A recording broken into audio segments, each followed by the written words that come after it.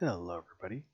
In this video we are going to go ahead and actually make our gemstone here. Not this gemstone, but we're going to create gemstones that can be picked up by the player.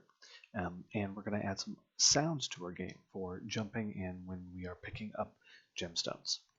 So the first thing we're going to do here is we're going to go ahead and get the player jumping sound in.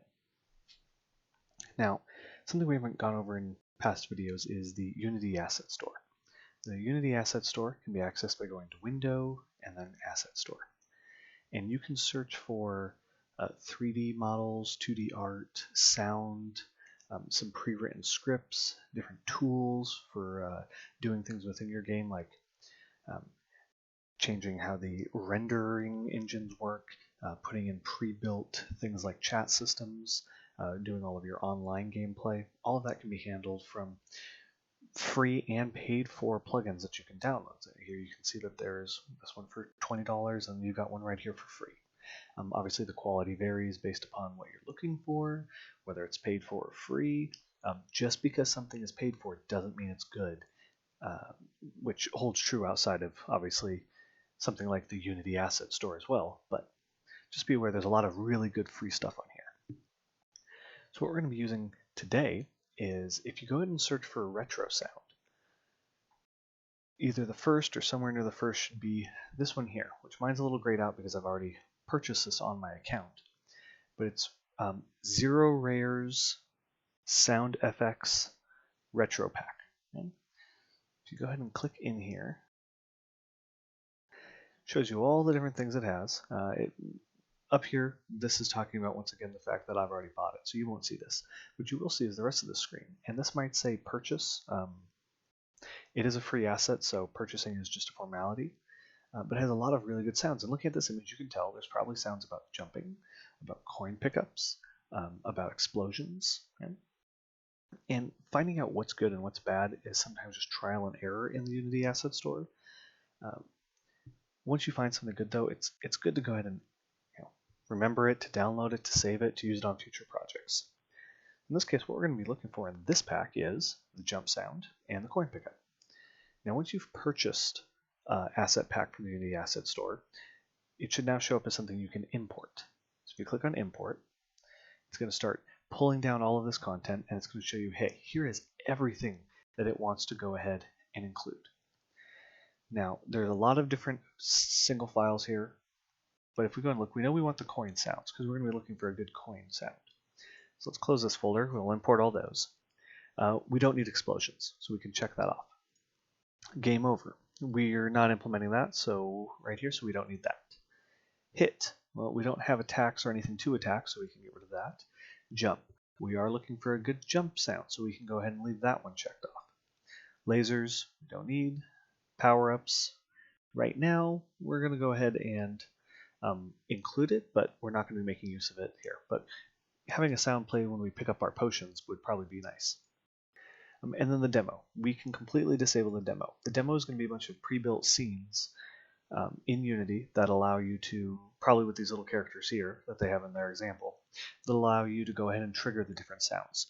We don't need to include their demo here. So ultimately, with all these folders collapsed beneath the audio folder, coin, jump, and power up should be checked off. Everything else, including demo, should be unchecked. So then you go down here and you click Import. Now you give this a minute while it goes ahead and it takes from the assets that it's pulled down and it pulls out what it needs and it copies them all over into your project. Now obviously we don't need all the sound files. We're going to pick sound files that we need, but I just wanted to show you how you go ahead and you can pull down entire folders, include them from asset packs, and put them into your Unity game. So now you'll see here in the assets folder is a subfolder called Zero Rare. That's the name of the company that made the sound effects. Open it up. There's the actual plugin, Retro Sound Effects. And you open that up, audio, and then there you go. You see coin, jump, power up. Clicking on these folders down here in the project will show you all the different sounds that they have in each of these folders associated with that concept. Coins, jump, power up. Coin, we're actually going to be using coin 17, so you can kind of hear some of the ones you get here. Okay. just some of the sounds that they have. Turns out coin 17 is fits very nicely. With jump, it just happens to be jump 17 sounded good for this particular game.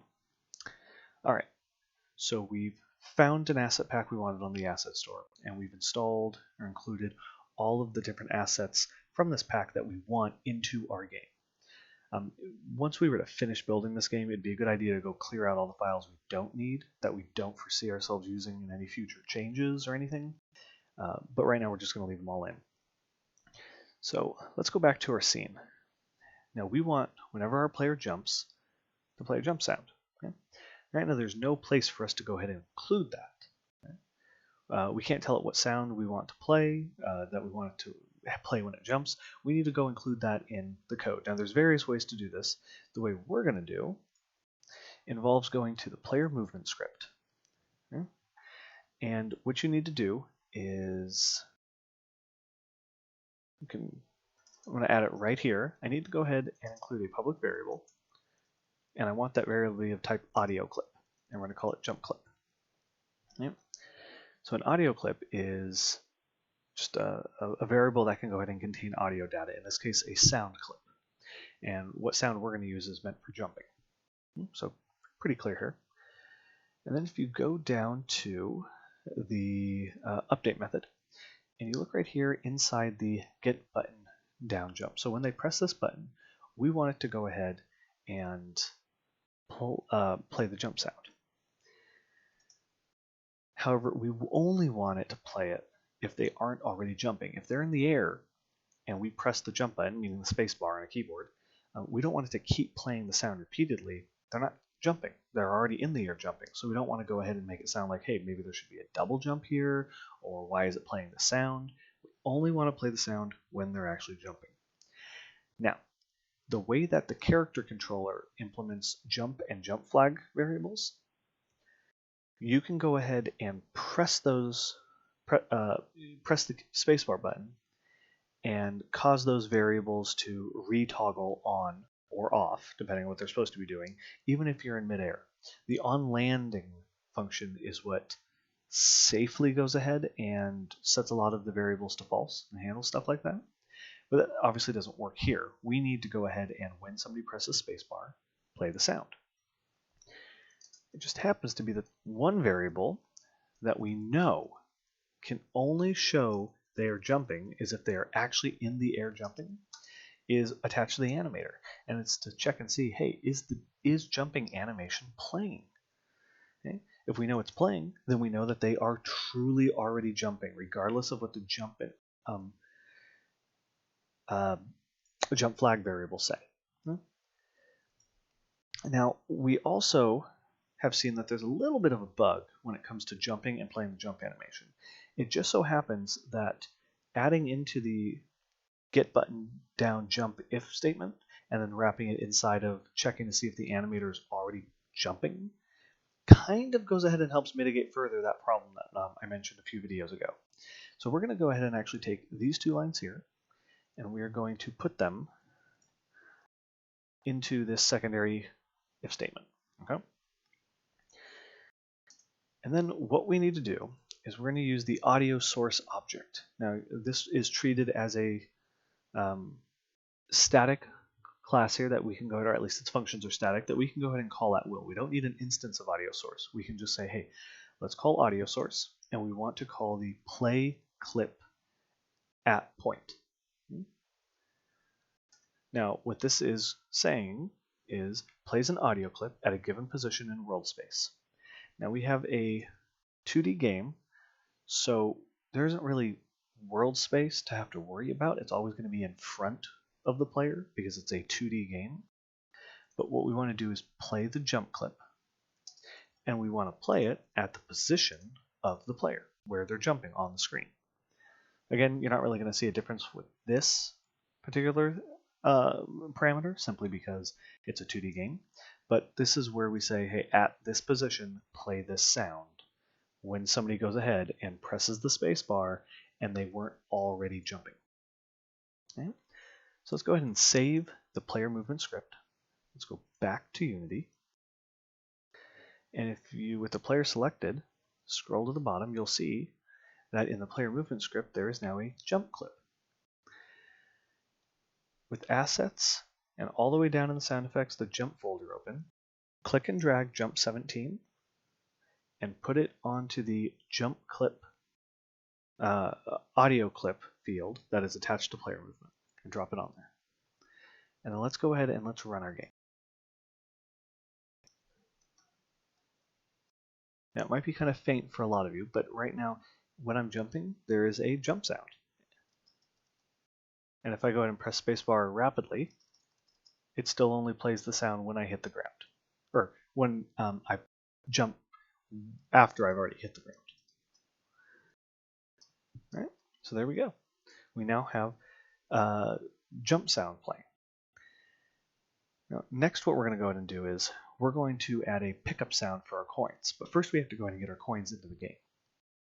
We currently have this yellow coin here, and that coin is part of our interactable background map.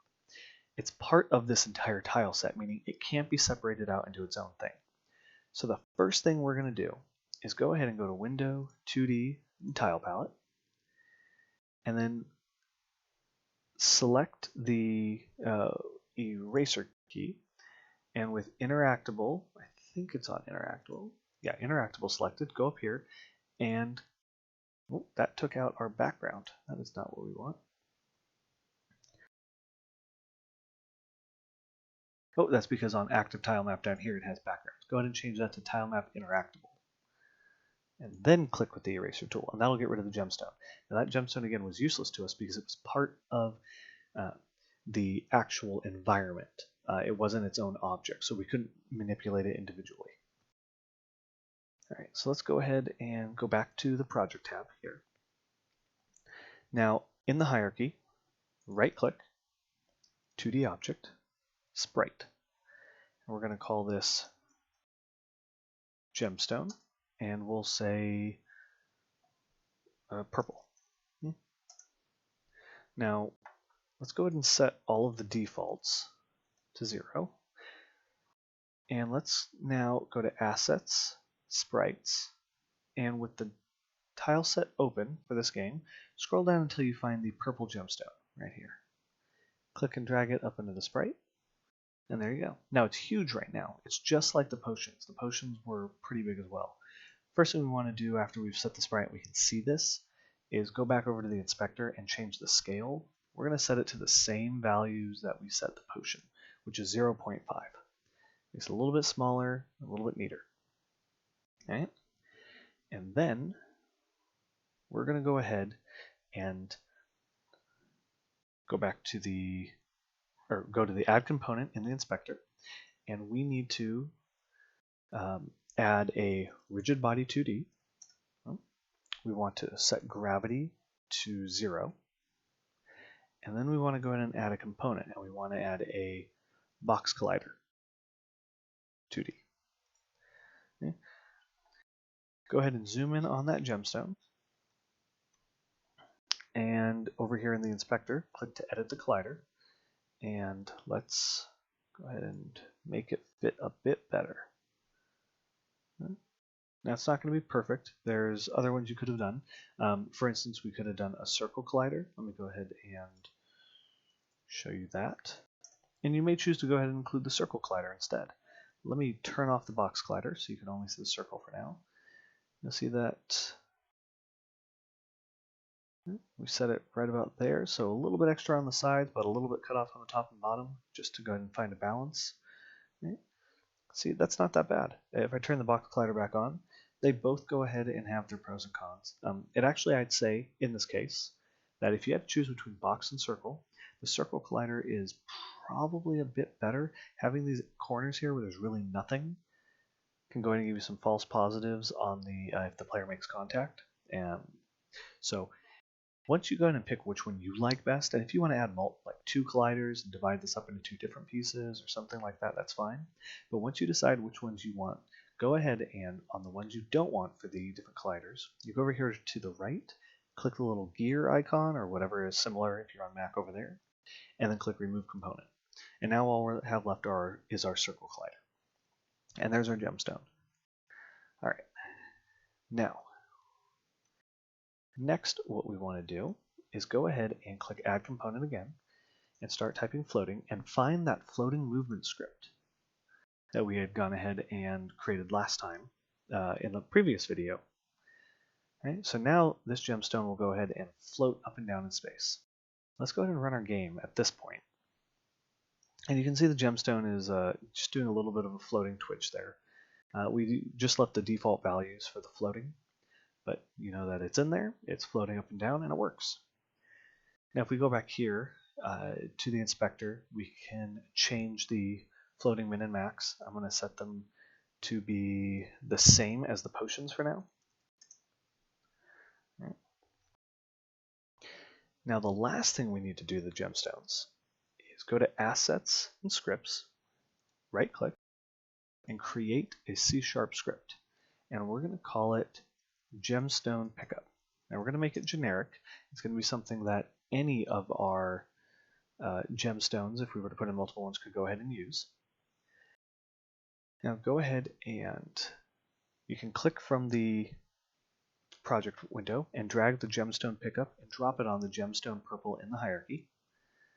You could have also added it from the gemstone purple. I just want to make sure that everybody remembers there's multiple ways to add scripts, for instance, onto objects.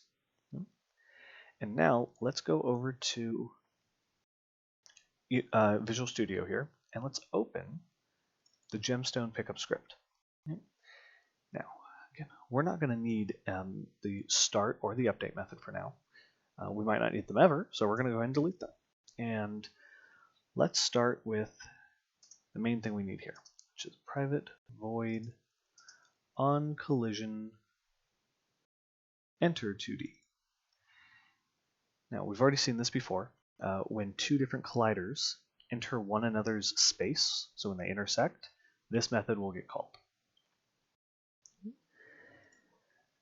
Now, we only want the gemstones to be able to interact really with the player. If they collide with the player, then we want them to be quote-unquote picked up.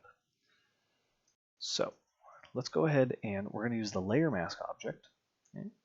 Now, if you don't remember, our player is on the layer player, which in my case is layer 9. It might not be layer 9 for all of you though. So telling you to go and say, hey, check if they're on layer 9 might give you the wrong response. Might go ahead and give you a functionality you didn't intend or just not work. But saying, hey, they're on layer player, we don't care what number it is. So it's a lot more convenient to be able to check what's the name of the layer. Well, the layer mask object allows us to go ahead and do that. We can take layer mask and say layer. I added 2 new pairs there. Layer to name. The layer to name is going to take whatever layer. So if we look at the object we collided with and we check its game object, and we get its layer, and that's going to return to us an integer. And we're going to say, hey, what layer is this object on, or that we collided with? Now we collide with the player, so we want to say, hey, if whatever number this is, go get its name. And if that name turns out to be player, then we have collided with what we want, and we should go ahead and destroy the gemstone. Destroy ourselves. Again, this is Gemstone Pickup. This script would be on the gemstones. So if the player collides with us, destroy us. Let's go ahead and save this as is. Go back to Unity, and let's go ahead and take our gemstone. Let's move it. Now, I haven't explained this in the past, but up here in the top left, you've got different icons that have to do with scale, rotation, movement, grab tool. You need to move something. You select it here in the hierarchy and then click the up, down, left, right arrow up there, and you can now move it. Obviously, that moves it up and down, that moves it left to right. You can grab here in the little center box and you can move it freely in any of the directions. Now I'm going to grab this, and then I'm going to hold the Alt key on my keyboard, and I'm going to move down to, I'm going to hold the Control key rather, sorry. And I'm going to move right to here. Okay. Now it's a little bit under the ground, so let's go up here to the inspector, and on position, transform position Y, change it to -2.7. Okay, so there it is now floating. And if I go ahead and I run my game, I should be able to run over and that gemstone should disappear. Yep. And I can still jump and you still hear the sound, so it's working exactly so far as it should. Now, go ahead and click on the gemstone purple again. Something that we want to do here is add a sound to the gemstone when you go ahead and pick it up. Okay? So like a coin being picked up or something, we want to play a sound. So go back to Visual Studio, and in the Gemstone Pickup, we need to add, just like we did with the player, a public audio clip pickup clip. Okay? So we're going to pick a sound, and we're going to assign it to pickup clip. And then again, just like player, we're going to use the audio source object to play clip at point. And it's going to be that we want to play the pickup clip, and we want to play it at the position of the gemstone. Go ahead and save this. Go back to Unity, and now if you select Gemstone Purple in the hierarchy, in the inspector, you scroll down, and there should be Gemstone Pickup, and Pickup Clip should currently say None. Go ahead and in Project, Assets, go to the Coin folder, and we're going to use coins_17. Click, drag it, and drop it in the inspector on the Pickup Clip. Now if I run my game, and run over the gemstone, plays a little boop sound, and there we go. Finally, we're going to want to place gemstones throughout our game. So go to the Assets Prefabs folder, and then from the hierarchy, drag Gemstone-Purple down to the Prefabs window, and it'll convert it to a prefab. And now you can go ahead and you can add gemstones into the game. We can go ahead and zero out their position. We can then move them where we want them. Remember, I went ahead and set the Y value to be -2.7 so that it's floating. It starts above the ground. If you want, instead of clicking and dragging out additional gemstones from the prefabs, you could even go ahead and go up here into the hierarchy, right-click on a gemstone you want to duplicate, and then say Duplicate, and it will create a new one in the same place. That makes it a little bit easier to click and drag our gemstones while holding control to where we want them without having to reset the special little modification to the y-axis and all that. Okay, so let's go ahead and let's play our game.